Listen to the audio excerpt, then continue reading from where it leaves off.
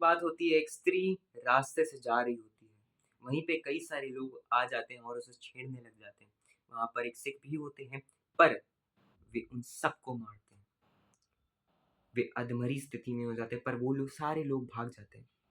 वहीं से एक पति-पत्नी आ रहे होते हैं, जिन्हें उनके ब्राह्मण ने कहा था कि तुम इस जल को सिर्फ़ और सिर्फ़ श्री कृष्ण जी की मूर्ति के उनके स्वरूप को जल अर्पित करोगे और किसी को नहीं दोगे।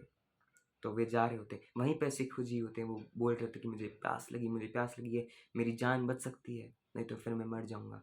वो उनकी एक ना सुने, वो श्री कृष्ण जी की मूर्ति को जल अर्पित कर देते हैं और कुछ देर बाद वो सिख जो होते हैं, उनकी मृत्यु हो जाती है। एक अचानक से ही उनका बिज़नेस ठप पड़ जाता है। वे रोड की कगार पे आ जाते हैं, बहुत रोते हैं, बहुत रोते हैं। हम तो इतने अच्छे कर्म करते हैं, हम तो श्री कृष्ण जी की मूर्ति को जल अर्पित करते हैं, इतने अच्छे कर्म करते हैं, पर तब भी हमारा बिज़नेस ठप पड़ गया, ऐसे कैसे हुआ? एक व्यक्ति आता है, उन्हें बताता है कि गुरु देव जी यहाँ पे बैठते हैं, उनके पास जाइए। वे जब जाते हैं वहाँ पे, महीने हो जाते हैं, साल हो जाते हैं, एक बार भी गुरुदेव जी उन्हें देखते नहीं हैं। जैसे-तैसे करके एक दिन वे चले जाते गुरुदेव जी के महाराज जी के पास। पूछते हैं कि हम तो इतने अच्छे कर्म करते हैं, हम तो रोज़ श्री कृष्ण जी की मूर्ति को जल अर्पित करते हैं, पर तब भी हमारा बिज़नेस ठप पड़ गया। हमारे साथ कुछ अच्छा हो ही नहीं रहा, ऐसे कैसे हो रहा है? गुरुदेव जी बोलते हैं, तुमने उस सिख प्यासे को पानी नहीं पिलाया जिसे उसकी ज़रूरत थी। वो बेचारा मर गया, उसकी मृत्यु हो गई, तुमने उसे जल नहीं पिलाया। तुम्हें लगता है कि उस स्वरूप में ही भगवान बसते हैं, पर असल में भगवान तुम्हारे दिल में बसते हैं। और अगर अच्छे कर्म करोगे, अच्छी भावना रखोगे, अच्छी सोच रखोगे, तभी भगवान तुम्हारे पिता परमेश्वर प्रसन्न होते हैं। जब उन्हें समझ में आ जाती है, तब वो सिख से बहुत ज़्यादा माफ़ी माँगते हैं, जिसे उन्होंने पानी नहीं पिलाया था।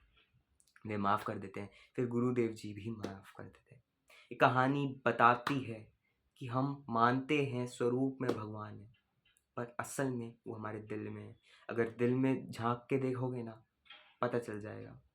और असल में जब आप मेडिटेट करते हो, जब आप ध्यान लगाते हो, जब आपका मन स्थिर होता है, जब आप उनसे बात करते हो, तब आपके सारे प्रश्नों का उत्तर देते हैं वे। बस दिल में एक बार बात करके देखो, आपके दिल में बसते हैं वे। पूरा शरीर, हर कण, हर रोम उनका है, तो फिर तो हम भी उनके हैं।